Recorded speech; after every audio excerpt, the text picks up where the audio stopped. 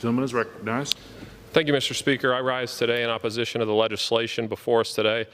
The gentleman was referencing the budget. We're still waiting for his budget. We'll take it whenever he's ready. Absolutely not. Let's be clear about what we are doing today. We are going to be voting on a piece of legislation that was not negotiated, will be dead on arrival in the Senate, and will do nothing for the millions of Americans who are relying on this body to find a solution. This bill before us today is about wanting the politics of the issue more than results. This is a bill that rejects $1.7 trillion in bipartisan COVID aid that will help families navigate some of the most difficult moments of their lives in favor of $0 that will help absolutely no one except for a handful of politicians who want the message more than the result. What a disgrace. And the sad truth is my colleagues know exactly what they are doing. How in good faith could they say that this legislation, which takes steps to federalize U.S. elections, that provides a tax break for millionaires and billionaires in blue states, that's right, and that directs ICE to release individuals in custody, is an attempt to help their constituents knowing full well that these provisions will not be signed into law. Just this morning, the Speaker of the House said that we are not only having a dollars debate, we are having a values debate.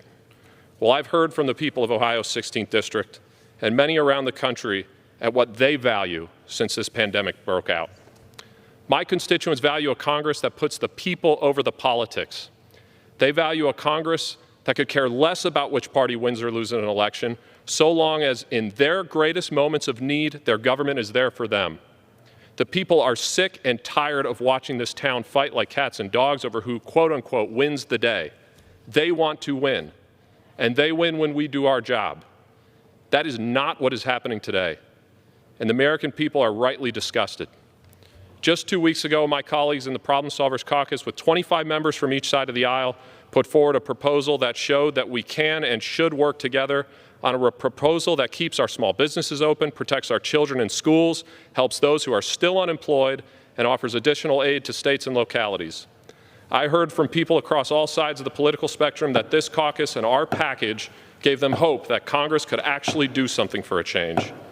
And yet here we are. The gentleman's time has expired.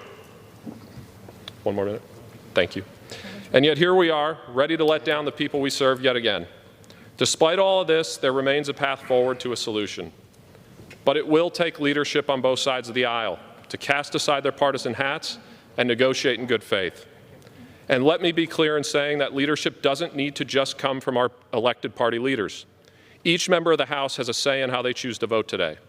A yes vote is for the status quo, political messaging, and nothing for the American people. A no vote is a recognition that there is more work to be done and that there is still an opportunity for us to act in the best interest of our constituents. We have to deliver. It's time. I yield back. Gentleman yields back. The gentlelady is recognized.